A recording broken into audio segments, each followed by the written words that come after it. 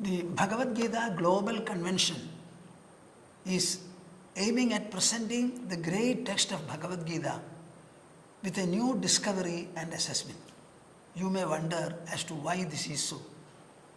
Bhagavad Gita has been considered so far to be a purely religious text. I would like to emphasize that it is not at all so. Take the occasion which produced Bhagavad Gita. It was the battlefield of Kurukshetra, where an 18-day war was fought. 4.5 million warriors, fighters were present. Even the war cries had been raised.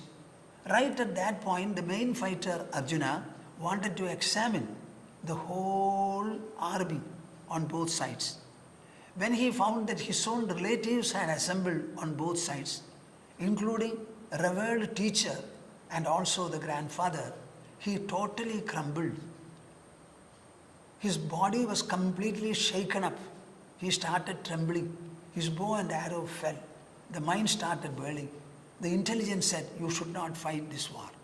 Arjuna said, "I will not fight, I will retreat." Krishna, the charioteer, was alone with him. He took up the challenge and decided to give the necessary insight, clarity and strength of purpose to Arjuna. First he admonished him, telling Arjuna that his stand was wrong. Arjuna responded to it, and then he decided, "I must have more enlightenment from Krishna." He said, "You are my instructor, guide. I am your student. Let us have a dialogue. But the sole purpose I have is, my grief should be overcome and stability should be given to me. I must be able to take back my bow and arrow and fight for the whole duration. There should be no repetition of what I have met till now." Krishna started the conversation. Arjuna also participated by raising pertinent and relevant questions, and it lingered for about 2.5 hours in the battlefield. Mind you, 4.5 million warriors were all in a standstill until the conversation was over. Arjuna in the end agrees and confesses, "My delusion is gone. I have got my clarity. I have regained my strength. I take back my bow and arrow, and I am prepared to fight to any extent, my dear Krishna. Thank you. I express my gratitude." Now, what do you and I and people like us get from Bhagavad Gita? What can you expect? You can expect a beautiful reinforcement, a kind of an internal armor for you to face the battle of life, to live your life despite all the challenges, provocations, confrontations and discomfitures. Anywhere and everywhere, Bhagavad Gita has a solution for you, because everything that Bhagavad Gita speaks relates to the human mind of emotions and the human intelligence of reason. Because mind and the intelligence are the sole factors which are sought to be strengthened, enlightened, empowered throughout Bhagavad Gita. Therefore, what is the resultant benefit? You will have characteral elegance, a behavioral majesty, and an interactional excellence. There will be no life situation which you will not be able to face squarely, boldly, and confidently.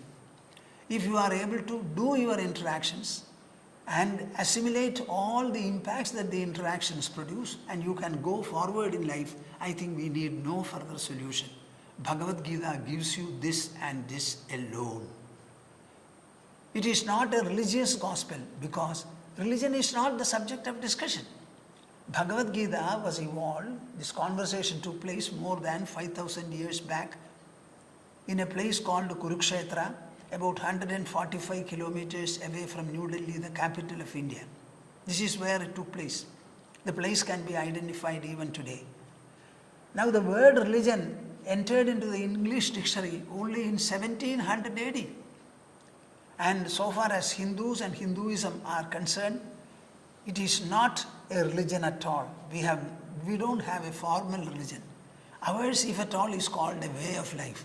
We call it dharma, the power that sustains our life in all the different circumstances that we have. Therefore, you should not compare it with any religion. It is a book historically written, presenting the war event. Bhagavad Gita is a dialogue that took place in the midst of the war, to enable Arjuna to fight.